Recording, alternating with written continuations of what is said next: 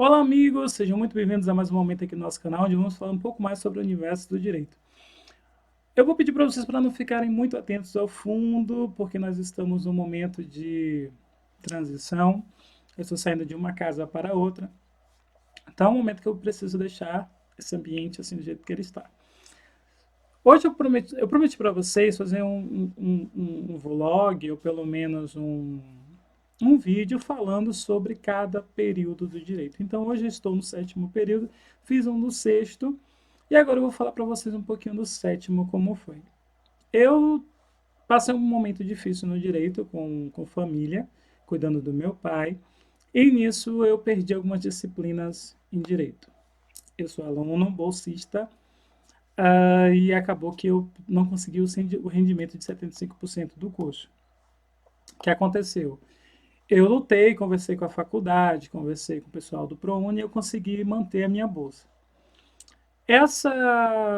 Para essa temporada, eu acabei tentando recuperar as disciplinas que eu acabei perdendo e elas voltaram para mim, para minha grade. Então eu fiquei com 14 disciplinas nesse semestre. É natural? Não é natural. Não é natural você estudar tanto, ter tanto material para estudar, porque talvez a sua mente não dê conta. Como eram 14 disciplinas, 5 delas eram presenciais. 5 delas eram presenciais. Uma era estágio e as outras, umas eram interativas, outra era ED.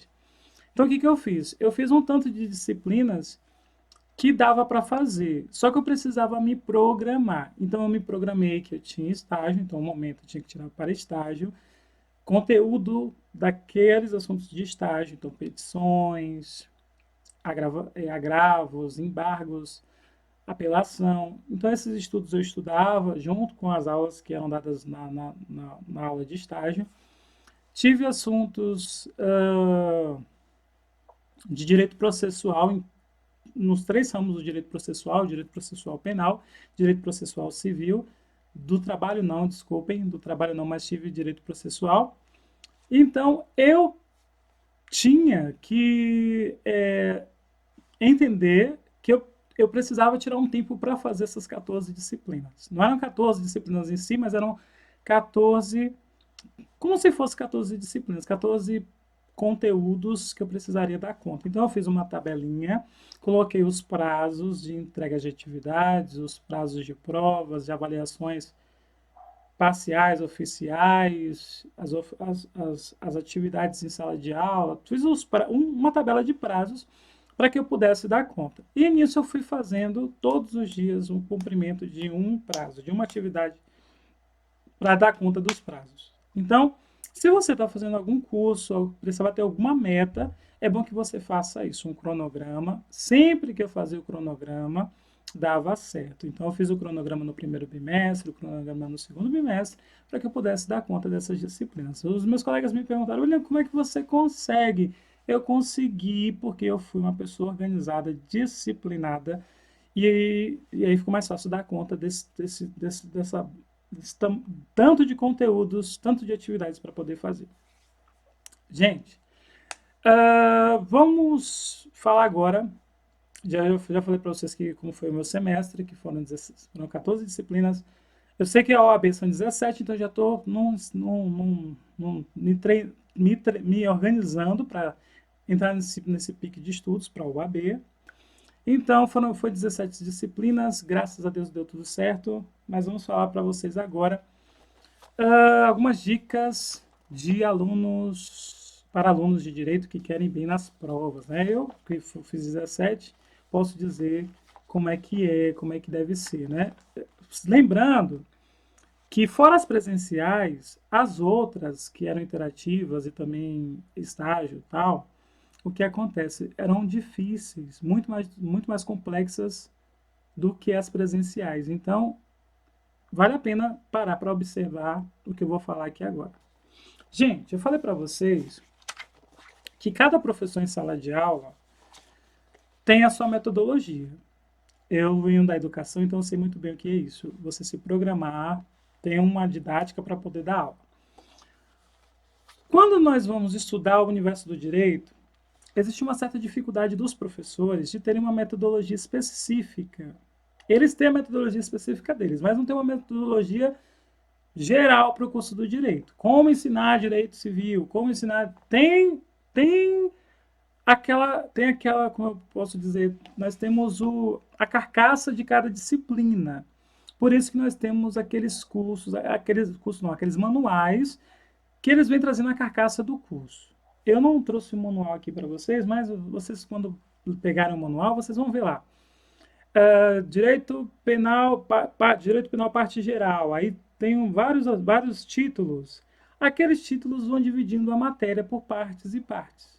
Então, essa é a divisória da coluna de cada disciplina. Então, se você tiver um bom olhar, se você for um aluno detalhista, você vai perceber que, diante das disciplinas de direito, como o direito penal, por exemplo, que você vê do primeiro semestre até o quarto, ou até o quinto, não sei, ou direito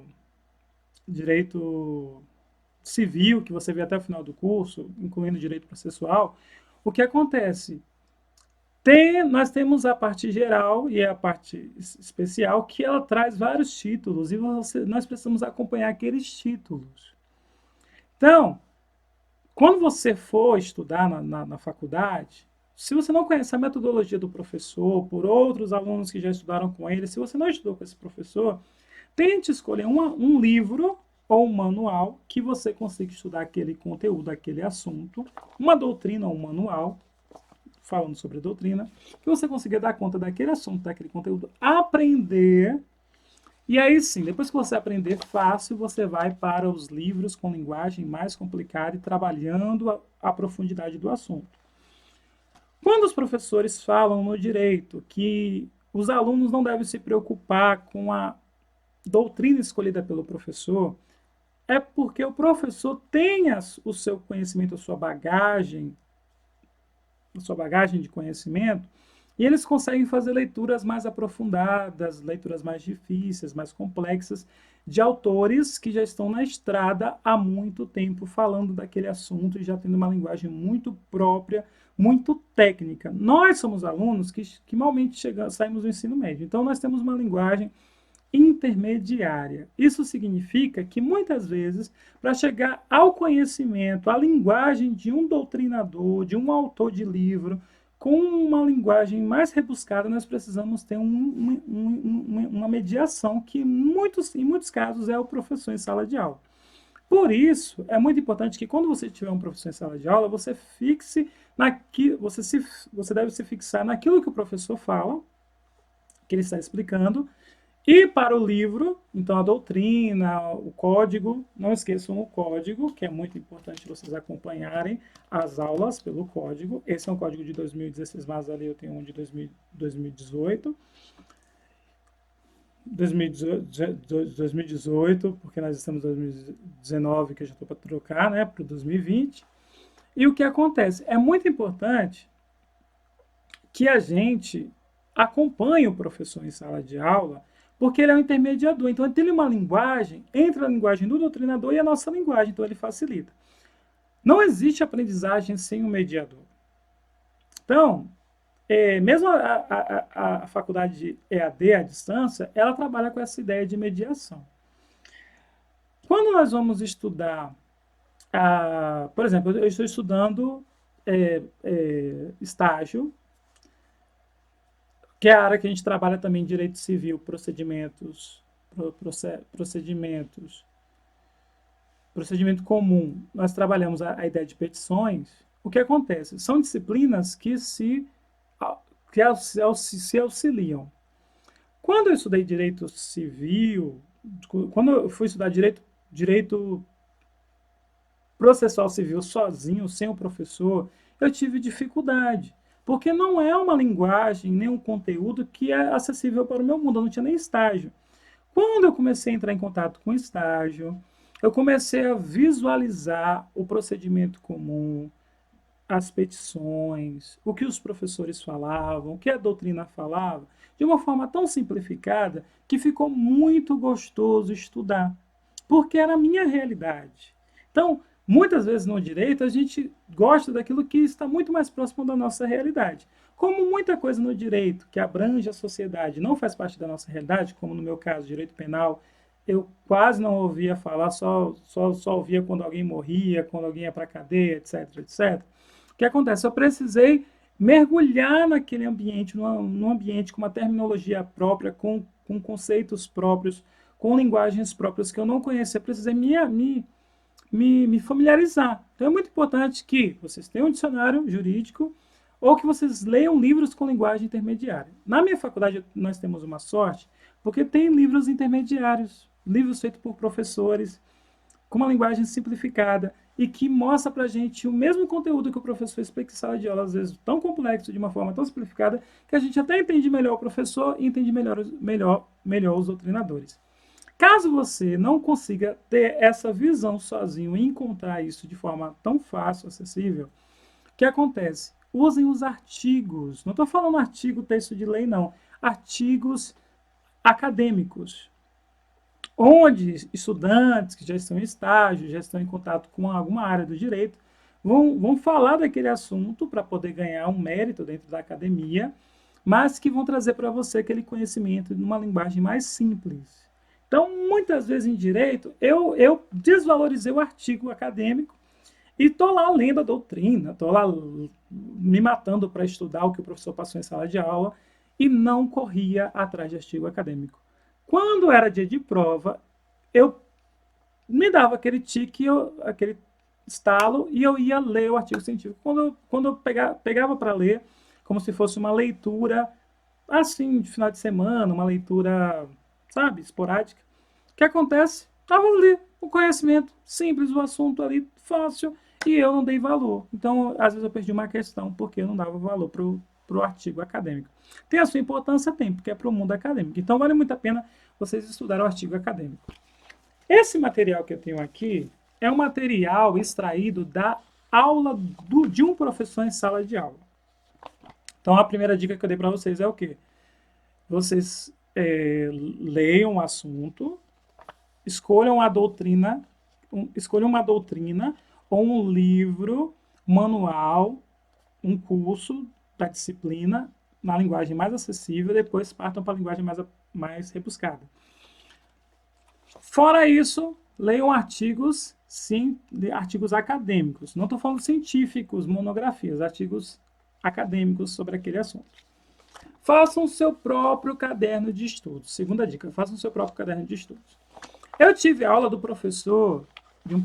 eu tive aula de um bom professor muito legal, por sinal, e ele deu aula para mim de direito processual, civil e direito administrativo. Penso um professor bom. Eu só não gosto muito das provas dele, porque o professor bom geralmente cobra nas provas, eles sabem como cobrar e deixar a gente numa situação um tanto difícil.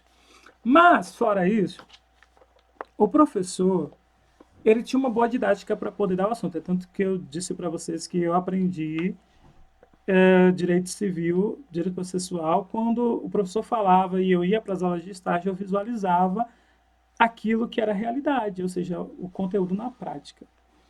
Ele passava os assuntos, esse daqui é o de administrativo, e a gente fazia as anotações no caderno.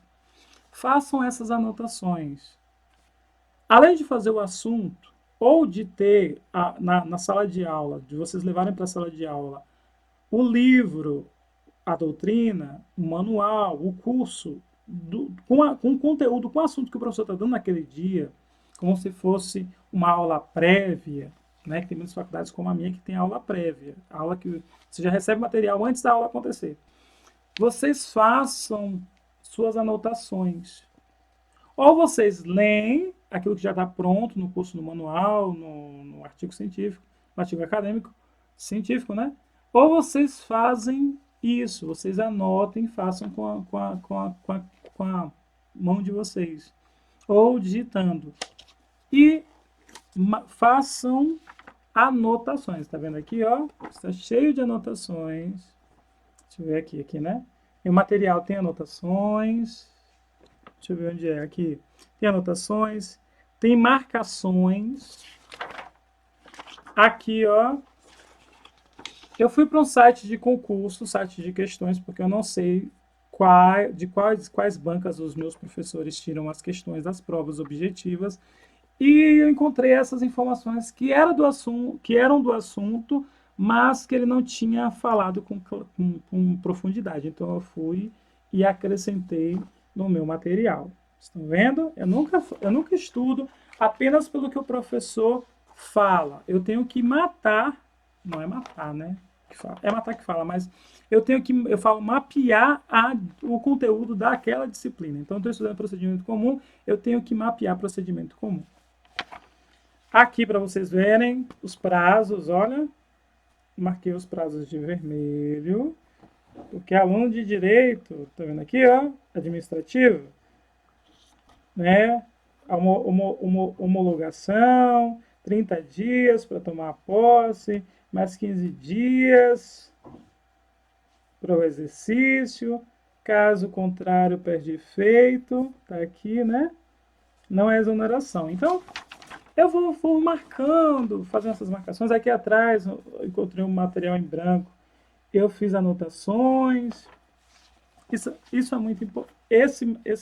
Esse esqueminha é muito importante para que a gente possa dar conta do conteúdo, do assunto. Certo? Então, aqui, gente, eu tenho uma prova. Não vou mostrar minha prova toda para vocês, não, mas aqui eu tenho uma prova.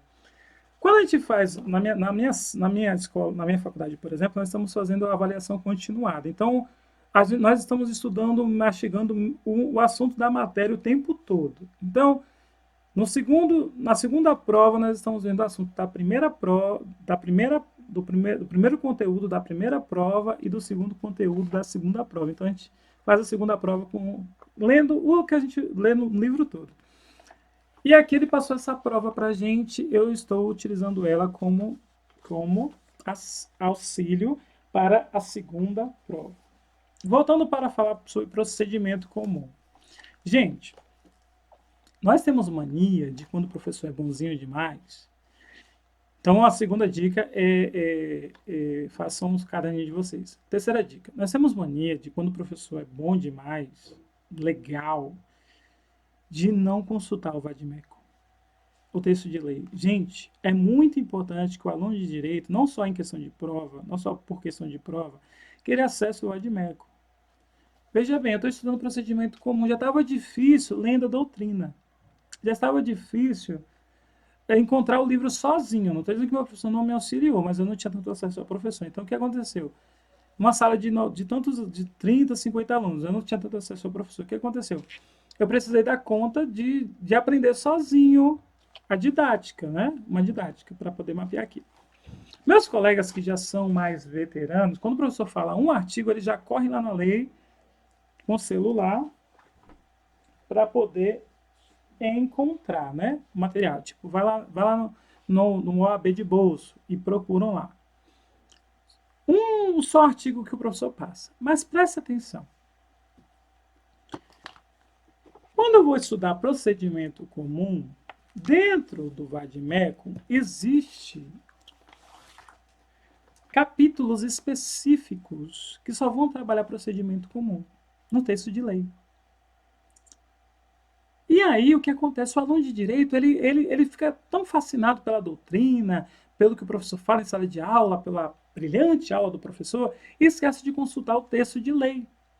E o que é importante para o aluno de direito, que é positivado, que vai auxiliar ele nas falas dele durante o curso de direito, nas ruas, nas vias, quando ele estiver falando sobre o direito? Os artigos, que são texto de lei, que estão no vade-mecum. Então é muito importante, ou nos códigos, né? Ou nas leis e tal. Então é muito importante que vocês tenham acesso a esse material. Então, o professor, nesse semestre, ele falava um artigo ou outro. Nós não temos costumes, pelo menos eu não tenho o costume de estar levando o manual, o curso ou a doutrina para a sala de aula. Às vezes a gente esquece até o vade-mecum, e o que aconteceu? Eu senti aquela dificuldade. Falei, nossa, ele tá trazendo assunto, eu não estou encontrando esse assunto. Tal, aí tive curiosidade, fui lá no vade-mecum. Quando eu vi o vade-mecum, gente, o que era de artigo sobre procedimento comum, eu falei, gente, se tiver uma prova e ele cobrar texto de lei, eu tô lascado.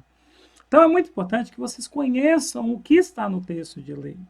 A explicação da doutrina é o que está em torno do artigo, mas o artigo tem as suas propriedades. Então, é muito importante que você, aluno, até para você não tirar uma nota baixa, que vocês estudem o texto de lei. Na hora da prova, quando o professor pega um texto de lei, às vezes o texto de lei vem subtraindo uma informação, ou vem a alternativa na prova com o texto de lei, ou vem subtraindo uma informação que estava no texto de lei, mas naquela alternativa não está, ou vem acrescentando uma informação que naquela alternativa está, mas não está no texto de lei. Então é muito importante você ter acesso ao texto de lei. Ou às vezes acontece de vir uma alternativa dizendo que o texto de lei diz uma coisa que ele não diz. Então é muito importante a gente ter acesso ao texto de lei. Não deixe de fazer acesso ao texto de lei. E dica para quem já estudou, quem já se ferrou. Se ferrou não, que eu fui bem. Eu fui para a final de penal, uma disciplina que eu amo muito, mas infelizmente meu professor era muito 10 e cobrava toda a disciplina na prova, todo o conteúdo da disciplina na prova. E o que acontece? Eu fui para a final. A final dele não é fácil. Para eu passar, eu tive que tirar uma xerox do texto de lei. Na verdade, eu não tirei uma xerox, eu imprimi o texto de lei. Quando eu imprimi o texto de lei, eu fui fazendo títulos no texto de lei. Fiz o texto de lei um assunto, como se fosse um assunto para mim. Então, tinha lá concurso de pessoas, arrependimento posterior, sabe? Tinha tudo lá. Aí eu fui colocando alguns títulos que eu me familiarizava para poder compreender. Porque aqueles assuntos estão em blocos, mas eles são blocos que se complementam. Então, um no que se complementava, eu fiz os títulos e eles me auxiliaram, porque eu consegui criar um mapa mental do conteúdo. E quando eu fui para a prova, que interessante, foi muito fácil fazer a prova e eu tirei 9. Então, é muito importante ler o texto de lei. Última dica para vocês. Gente, acessem o texto de lei nos momentos vagos, quando vocês forem para a faculdade, pelo celular. Tem o aplicativo OAB de bolso, com questões, o que concursos, o Aprova Concursos. São aplicativos com questões. É muito importante que vocês respondam questões de concurso, de bancas importantes como a OAB, a CESP, né? Porque é muito importante. Vocês acabam conhecendo como esses assuntos são cobrados, além daquilo que você está acostumado em faculdade, caso a sua faculdade não cobre questões de concurso. Mas, quando vocês saírem da faculdade, vocês vão lidar com esse universo de questões. Então, é muito importante que vocês saibam lidar também com os níveis de dificuldade de cada assunto, conteúdo. Isso aqui não é o OAB de bolso, mas é o OAB de mão. Então, na faculdade a gente estava tendo um desconto para xerox, um desconto para impressões, e eu tirei impressões eu imprimi as questões da prova da OAB, e aqui eu tenho feito um post-itzinho, claro que esse não é um post-it, é uma folha de papel ofício, trazendo as informações. Então, lá no OAB de bolso, é legal, porque você encontra acessível, fácil no seu celular, além de trazer o texto da prova, que é de um conteúdo do direito de alguma disciplina, ainda vem trazendo o próprio texto com o conteúdo e vem trazendo dicas e comentários, até em vídeo. Então é muito importante que vocês façam isso. Como eu não estava acostumado com o OAB de bolso, eu gosto de ter acesso a livros, né? Eu fiz esse daqui para quando eu estiver em casa, e eu vou fazendo minhas próprias marcações como se fosse um caderno. Então, eu não estudo todos os assuntos separados para a OAB.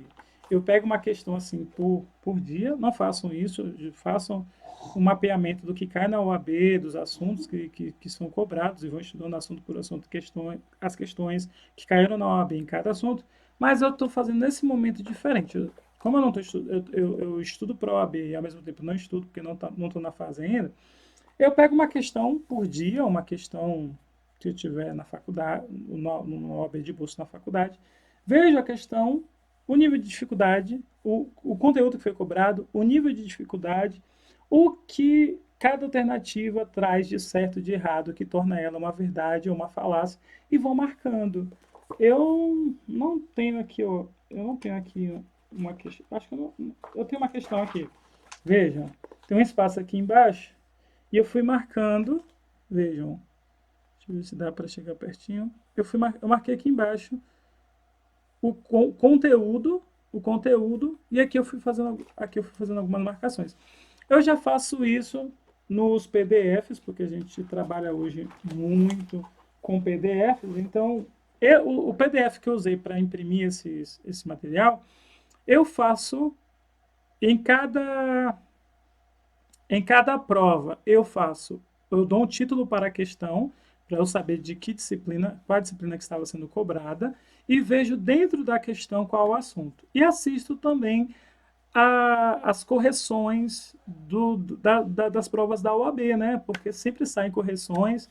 Logo no finalzinho da prova, quando o pessoal fez a prova da primeira fase e da segunda fase, sai aquelas correções interessantes. E eu acompanho porque eu quero ver a dificuldade do povão, de quem está fazendo, o que os professores falam. E eu acho muito interessante. Vale muito a pena comprar, adquirir um curso? Vale muito a pena porque eles dirigem o seu conhecimento para um nível de prova. Então, se é a OAB que vai cobrar a prova FGV, se é para a OAB quem vai cobrar a FGV, eles estudam a banca FGV.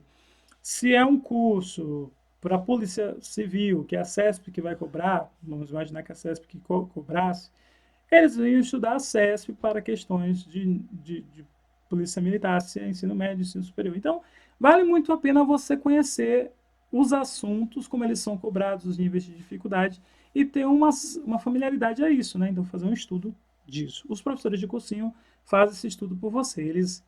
Eles mapeiam os conteúdos e percebem os níveis de dificuldade que são cobrados para nível médio e para nível superior. Então, essas são as dicas que eu estou deixando aqui para vocês hoje. Primeira dica, só para recapitular, a primeira dica que eu deixei para vocês foi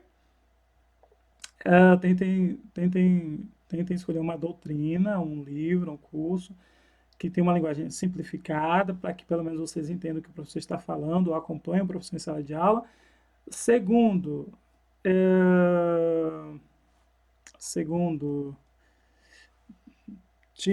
façam o caderno de vocês, acrescentando informações das questões que vocês fazem, das provas, né? Acrescentem questões, como eu fiz esse daqui, que eu acrescentei, né, por várias partes do assunto. Respondam questões da OAB, de outros concursos importantes, e usem aplicativos como o OAB de bolso, e é isso. Né? Procurem sempre utilizar o conhecimento procurem sempre formas de direcionar o conhecimento de vocês. Não vai cair, não tem como a gente estudar, na verdade até tem, né? Tem como a gente estudar as 17 disciplinas que são cobradas na UAB, tem como a gente estudar. Mas para esse tipo de prova da UAB existe um direcionamento, então você vai, em vez de estudar 17 disciplinas, vocês vão estudar os assuntos que mais caem em cada disciplina.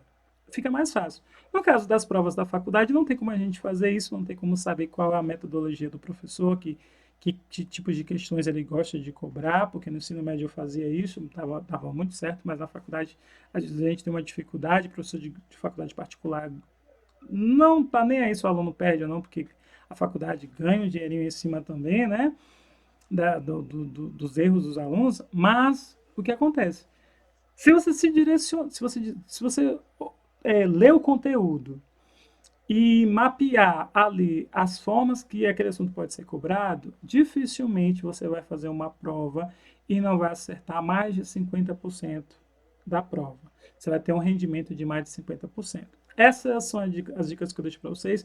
Eu não me programei para falar, mas esse é o assunto que eu trago para hoje. Eu vou tentar fazer um outro videozinho falando sobre esses momentos que nós temos na faculdade de estafa. Eu falei como foi o meu semestre, sétimo semestre, que foi muito difícil, foram tive, eu tive 14 disciplinas, só que não foram 14 disciplinas mesmo, foram assim, foram 17, como se fossem 17 disciplinas com conteúdos diferentes, uns com muito conteúdo, outros com pouco conteúdo, outros com níveis de dificuldade mais fácil, outros mais complicados, mas eu precisei organizar o meu tempo, como a gente organiza para a OAB, e para mim foi muito bom, porque eu já estou treinando o meu tempo de estudos para a OAB. Aluno de Direito, só para encerrar, aluno de Direito estuda 8 horas por dia. Isso não é uma falácia, mas também não deve ser uma coisa que a gente deve levar a risco. O importante não é você estudar 8 horas de Direito, ficar o dia todo na frente do computador só falando de direito, pensando no direito como se isso fosse a sua vida. Eu sei que direito faz parte da nossa vida, mas não é tudo. Então vocês precisam estudar 8 horas ou pelo menos 3 horas focado, sem distrações, sem assistir YouTube com outros conteúdos, fazendo questões. Ali você já vai ganhando um bom rendimento, porque o que fica fixo na sua mente, o tanto que dá para fixar, é o importante. A gente não tem uma memória ROM grande, né? Mas a gente tem uma memória que dá para segurar algumas coisas, e essa memória que a gente deve torcer para captar os assuntos. Como não dá para guardar tudo, então o que a gente estuda em 3 horas já é um tanto suficiente. Então faça o estudo de vocês com rendimento. Não adianta dizer, eu estudo 8 horas por dia assistindo vídeo no YouTube de outros assuntos, fazendo outras coisas, tal, não. Eu sou sincero, eu estudo 3 horas, mais focado, assistindo vídeo, aulas daquele conteúdo que eu estudei naquele dia na faculdade, fazendo provas de concurso, fazendo meu caderninho, meus resuminhos, meus mapas mentais, e aí eu fico em paz e vou dormir e sempre tiro bons rendimentos, tá ok? Então deixa um beijo e um abraço para vocês, continue me acompanhando no meu canal no YouTube, e é isso. Se tiver alguma pergunta, alguma questão, algum comentário, deixem aqui embaixo que eu vou responder para vocês com o maior prazer, tá ok? Beijo e abraço, fui!